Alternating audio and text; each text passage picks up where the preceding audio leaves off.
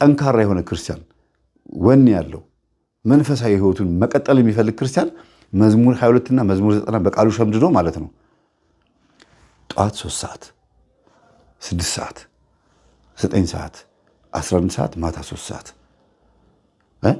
ምንም እኮ ደቂቃ አይፈጅም።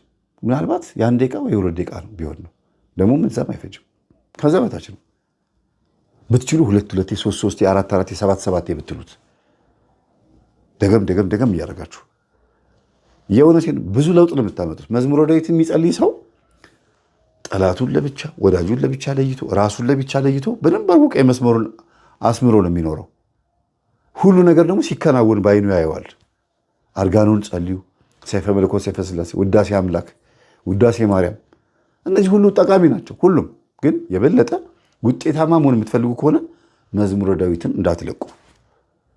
መዝሙረ ዳዊት ማለት ከጥንት ጀምሮ እና አቡነ ተክለ ሃይማኖትም የጸለዩት ተአምር የሰሩበት ንጉሥ ዳዊት እውነተኛ ሆኖ ከእግዚአብሔር ጋር ኃጢአተኛ ሆኖ ከእግዚአብሔር ጋር የታረቀበት እውነተኛ ሆኖ እግዚአብሔርን ያስደሰተበት ልበ አምላክ የተባለበት የሚገርም የጸሎት መጽሐፍ ነው መዝሙረ ዳዊት። እንደ መዝሙረ ዳዊት በዚህ ምድር ላይ ኃይል ያለው ጸሎት የለም።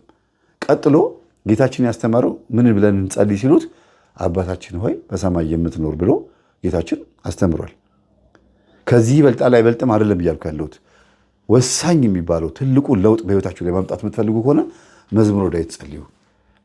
የፈለጋችሁትን ጸልዩ፣ ግን የበለጠ በጣም መጸለይ ያለባችሁን ብዙ ጊዜ ደጋግሜ ይናገራሉ።